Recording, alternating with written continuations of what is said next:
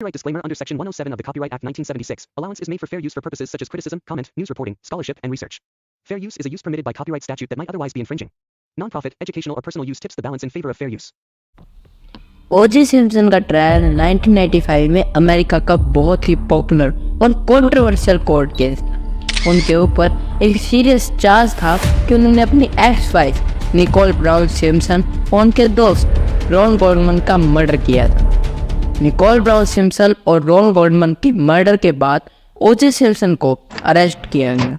Case काफ़ी high profile था और मीडिया ने इसमें बहुत ज़्यादा तवज्जो दी थी। ओजे सिम्पसन दिलकाशी नाम ओरेंथल जेम्स सिम्पसन था, एक popular American football player, actor and television personality थे। उनका जन्म 1947 को सैन फ्रांसिस्को कैलिफोर्निया में हुआ था। ओजे सिम्पसन अपने फुटबॉल कैरियर के लिए मशहूर थे।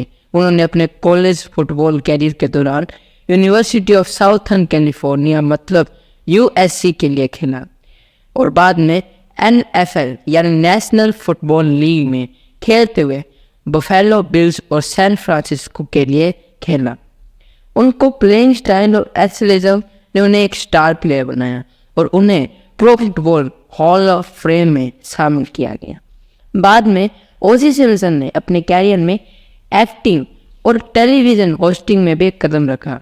उनको सबसे बड़ा role the naked girl film series में था, जिससे वे फिल्म जगत में सुपरस्टार बन गए। उन्होंने अपना एक शो भी बनाया जिसे द ओजे सिम्पसन शो के नाम से जाना जाता था, जो बहुत पॉपुलर हुआ। सिम्पसन के डिफेंस टीम ने स्ट्रॉन्ग केस बिल्ड किया, जिसमें उन्होंने एविडेंस के ऊपर क्वेश्चन उठाया, जैसे जो ग्लव क्राइम सीन से मिला था वो ओजे सिम्पसन के साइज से मैच नहीं करता था। डिफेंस टीम ने प्रोसिक्यूशन के एविडेंस को चैलेंज किया और उन्होंने ये भी आर्ग्यू किया कि सिम्पसन को फ्रेम किया गया था। इस ट्रायल के दौरान एक आइकॉनिक मोमेंट था जब सिम्पसन अपने लॉयर जॉनी कॉकरन के गाइडेंस से एक पेन के ग्लव को ट्राई किया जो क्राइम सीन से मिला था। ये मोमेंट मीडिया में बहुत हाईलाइट हुआ जब सिम्पसन को ग्लव्स पहनते हुए दिखाया गया और वो उन पर फिट नहीं हुआ।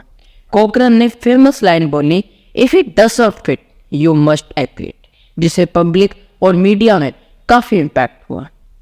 प्रोसिक्यूशन ने सिम्पसन पर DNA एविडेंस भी प्रेजेंट किया जो उसकी मर्डर में इन्वॉल्वमेंट को दिखाता था। निकोल ब्राउन सिम्पसन और रॉन गोल्डमैन के मर्डर ब्लड सैंपल्स उनकी कार और होम से मिलते थे, लेकिन डिफेंस टीम ने इस एविडेंस को भी चैलेंज किया और आर्ग्यू भी किया कि एविडेंस को टेम्पर्ड किया गया। ज्यूरी जब एक खास लोग होते हैं जो जज के साथ बैठकर मर्डर जैसे संगीन मामलों को सुनते हैं और अंत में एक्यूज्ड को अपराधी या निर्दोष होने का अपना मत देते। ज्यूरी का सिलेक्शन करना एक क्रूशियल पार्ट था। ज्यूरी में कुछ मेंबर्स अफ्रीकन अमेरिकन थे जिनके होने का फायदा इस केस में बहुत हुआ। ज्यूरी ने 1 महीने तक डेलिब्रेशन किया और अंत में उन्होंने ओजे सिम्पसन को नॉट गिल्टी डिक्लेयर किया। ये वर्डिक्ट काफ़ी कंट्रोवर्शियल था और पब्लिक ओपिनियन में डिवाइड हुआ। कुछ लोग बिलीव करते थे और विरोध करते थे कि निकोल ब्राउन सिम्पसन और रॉन गोल्डमैन को जस्टिस नहीं मिला, जबकि दूसरे सिम्पसन की इनोसेंस को सपोर्ट करते थे। इस केस ने सेलिब्रिटी कल्चर को भी हाईलाइट किया और ये केस अमेरिकन लीगल हिस्ट्री में लैंडमार्क केस बन गया। बाद में ओजे सिम्पसन पर सिविल ट्रायल भी हुआ जिसमें उन्हें रॉन्गफुल डेथ चार्जेस में गिल्टी पाया गया। ये केस अमेरिकन लीगल सिस्टम का एक क्रूशियल एग्जाम्पल बन गया जिसमें हाई प्रोफाइल नेचर और रिलेशंस का इम्पैक्ट दिखाया गया। तो दोस्तों, अब हम बात करते हैं इस केस के सबसे बड़े क्लू की। ओजे सिम्पसन केस के एक मेन क्लू ये था कि क्राइम सीन पर एक ग्लव मिला था। ये ग्लव निकोल ब्राउन सिम्पसन और रॉन गोल्डमैन के मर्डर से जोड़ा गया था।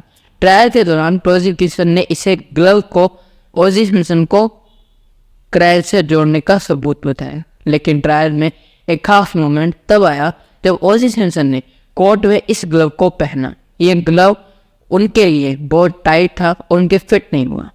इससे रिलेटेड उनके लॉयर ने कहा, if it does not fit you must act, यानी अगर ये ग्लव सिम्पसन को फिट नहीं आया तो उससे जो क्राइम किया था वो नहीं किया होगा।